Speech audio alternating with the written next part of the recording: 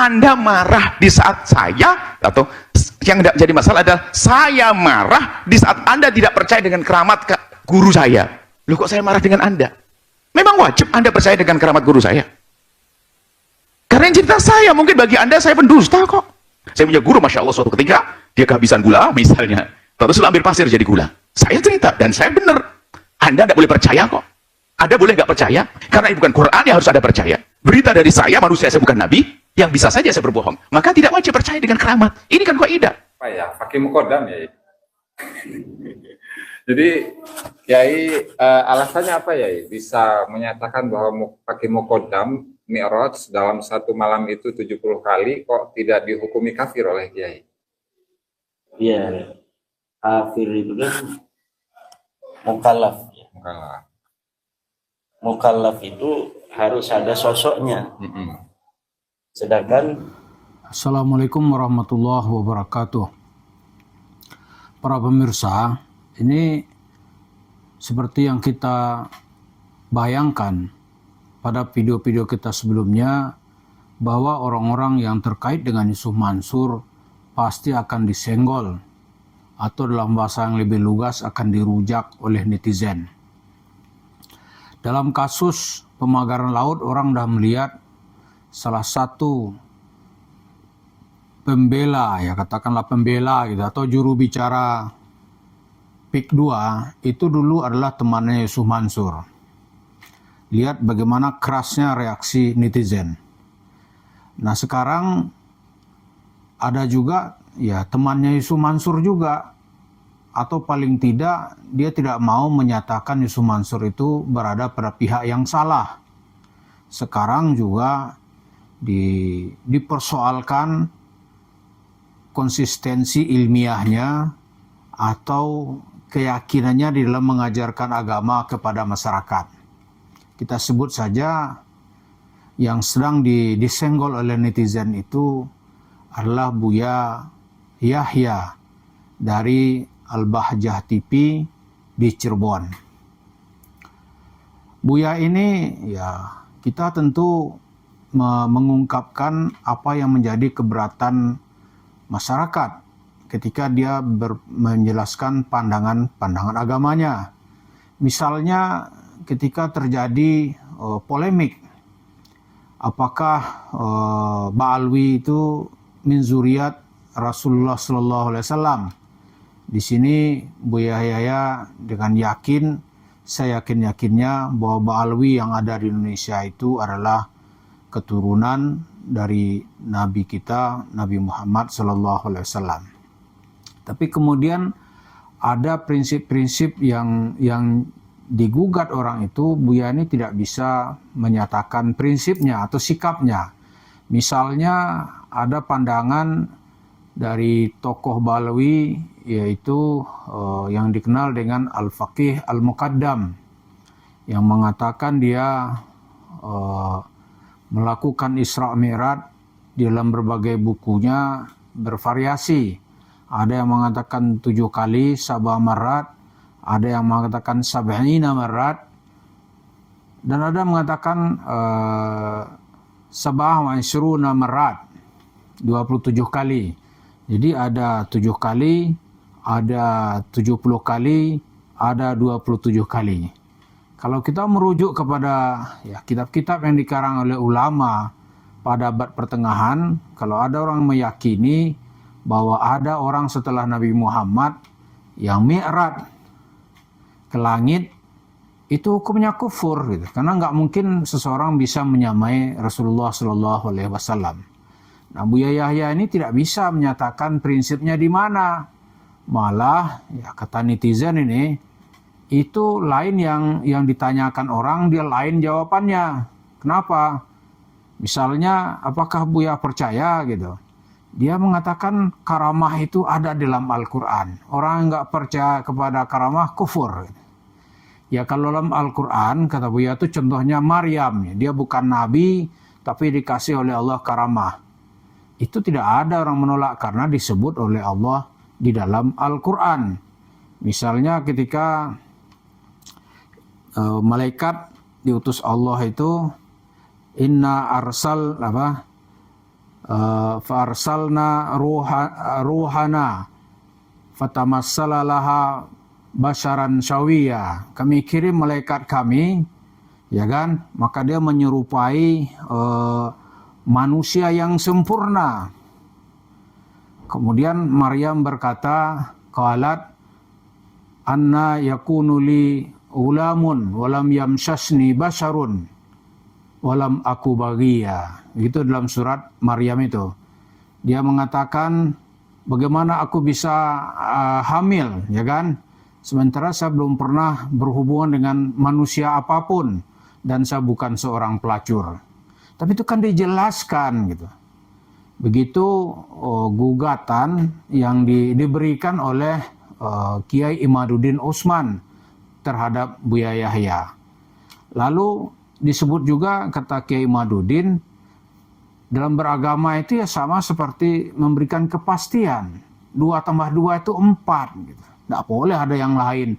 Ini karena guru kita maka dia 2 tambah 2 buat dia tuh istimewa 5 gitu. Itu aneh. Begitu Kiai Imaduddin Utsman mengomentari pernyataan Buya Yahya. Lalu karamah yang dimaksud itu apa gitu? Kan tidak bisa dong kita menyatakan setiap guru kita punya karamah. Lalu orang diminta untuk meyakininya. Itu kan nggak ada itu. Kemudian begitu juga kalau karamah itu nggak disebut di dalam Al-Quran, bagaimana orang bisa percaya? Iya toh? Gimana bisa percaya? Kecuali ada cerita Nabi, ada cerita sahabat, itu disaksikan oleh banyak orang. Nah ini sekarang perkembangannya pemirsa, itu yang ditanyakan kepada Buya Yahya. Teman-teman juga ada bertanya kepada saya, gimana ini? Saya bilang, saya kan bukan seorang buya, bukan seorang ustaz seperti itu. Jadi kita kutip-kutip aja lah pendapat misalnya Kiai Imaduddin Utsman Al-Bantani. Itu dengan jelas misalnya Faqih Muqaddam itu siapa gitu. Ya kan? Faqih, ini faqih ya. Kemudian ya faqih itu kan ahli fikih ya. Kemudian Al-Muqaddam yang terkemuka. Jadi dia mengatasi itu lebih hebat daripada Imam Syafi'i, ya kan? Dia lebih hebat pada Imam Maliki, lebih hebat pada Imam Hanafi, dan lebih hebat pada murid Imam Syafi'i, yaitu Imam Hambali. Kalau kita merujuk sedikit, kenapa Imam Syafi'i itu terkemuka sebagai seorang mujtahid? Terkemuka dia. Kenapa? Karena Imam Syafi'i itu satu prinsipnya, kalau ada seorang alim yang dia ketahui, itu pasti dia datangi. Nah, Imam Faqih Muqaddam ini katanya sezaman dengan Imam Syafi'i, tapi tidak satu kalimat pun dinukil oleh Imam Syafi'i tentang dia. Itu kata Kiai Imaduddin Utsman, tokohnya ini siapa gitu. Jangan-jangan ini tokoh khurafi yang dikarang-karang gitu. Terus kitabnya mana? Siapa yang menulis gitu. Tahu-tahu kitabnya ditulis awal abad 20 ya. Kan jadi lucu gitu. Jadi pemirsa, sekarang ini era keterbukaan ada namanya kesetaraan gitu. Orang nggak lagi menganggap seorang guru atau seorang alim ya tidak lagi dia berada pada tempat yang istimewa kecuali dengan ilmunya. Tapi kalau ilmunya membuat orang misalnya menjadi pikirannya menjadi tumpul, maka orang sorry aja gitu. Nggak mungkin orang bisa menerimanya. Dan inilah yang terjadi pada Yusuf Mansur selama ini. Yusuf Mansur dia ingin menempatkan dirinya seorang yang dekat dengan Allah. Bisa bicara sama Allah. Para itu omong kosong semua. Kurafat-kurafat. Katanya dia punya karomah. Padahal tujuan akhirnya itu ya duit aja. Nggak ada. Tujuan akhir Yusuf Mansur. Tujuan akhir dari kiai-kiai yang bicara dirinya dipenuhi misteri karomah itu. Tujuan akhirnya ya cerita duit. Jadi kalau Yusuf Mansur kita lihat ya, dia menjual cerita-cerita agama, cerita-cerita karomah tentang dirinya itu untuk menaikkan popularitas.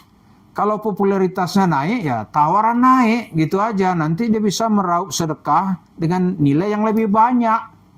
Dia bisa mempercepat hajat. Coba lihat tuh. Dia katanya bisa mempercepat hajat orang. Hajatnya jangan nggak bisa. Coba buktikan. Jadi saksikan oleh banyak orang gitu. Siapa yang hajatnya sudah dipercepat oleh Yusuf Mansur? Hajat apa gitu? Dia mengarang cerita, ada orang saya usap kepalanya, dia menjadi duta besar. Yang diusap siapa gitu? Tidak pernah ada di negara mana dia pernah jadi duta besar gitu. Kalau dia diplomat menjadi duta besar, pasti usianya di atas 40 tahun. Tahun berapa Yusuf Mansur ngomong gitu, ya kan? Yusuf Mansur umurnya menjelang 50. Ya toh?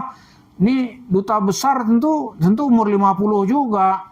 Jadi seusia dengan dia, gimana dia mau mengusap gitu.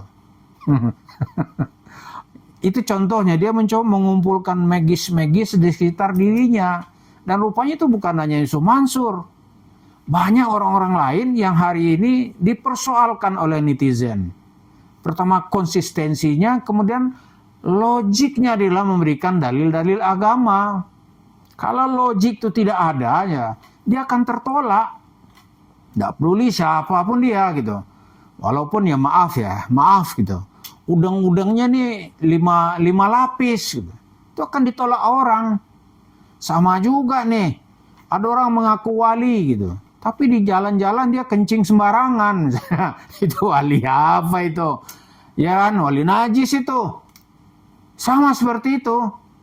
Jadi ya Buya sekarang ini, Buya Yahya yang sering kita lihat di YouTube, ketika dia dengan pesantrennya itu meminta perhatian masyarakat supaya memberikan bantuan gitu. Tapi ya dalam soal agama ternyata sekarang itu orang nggak bisa terima begitu-begitu aja. Nggak bisa, soal dalil-dalil yang dia kemukakan gitu. Ya kalau dalam soal berdalil tentu nggak perlu usia lu berapa, kan nggak perlu juga. Misalnya Kiai Imaduddin Utsman gitu, segi usia ya dia jelas masih muda. Tapi argumen Kiai Imaduddin Utsman yang merungkatkan zuriat atau nasab para kabib ini, itu belum ada yang bisa melawannya. Silahkan siapa yang melawan atau menantang tesisnya gitu. Saya baca itu, ini luar biasa gitu. Dan Buya nggak perlu merasa tersinggung gitu ya. Karena banyak sekali ya masyarakat sekarang ini menunggu kejernihan berpikir, kelurusan logika, kebenaran dalil. Inilah yang sekarang ya Buya Yahya ini kita lihat itu juga dari salah satu sahabat dan teman Yusuf Mansur. Jadi kita ceritakan pada periode lalu, siapa aja yang terafiliasi atau terkoneksi dari Yusuf Mansur, itu netizen pasti akan mempersoalkannya. Nah, jadi sekarang ini yang bedakannya Yusuf Mansur, cerita-cerita palsunya itu, dia sudah berhasil membangun warung steak and shake. Kita berharap ya ustaz-ustaz nggak usah mengikuti cerita-cerita palsunya. Marilah sama-sama menunjuki masyarakat ke jalan yang benar di bawah bimbingan Islam. Mudah-mudahan Yusuf Mansur ini segera ditunjukkan oleh Allah bahwa tingkah lakunya itu salah, dan Allah mengambil harta-harta yang telah dia dapatkan dengan cara-cara yang sadis dan melukai perasaan orang lain. Sebentar lagi kalau Allah berkehendak, warung steak and shake-nya itu akan segera berakhir. Terima kasih. Assalamualaikum warahmatullahi wabarakatuh.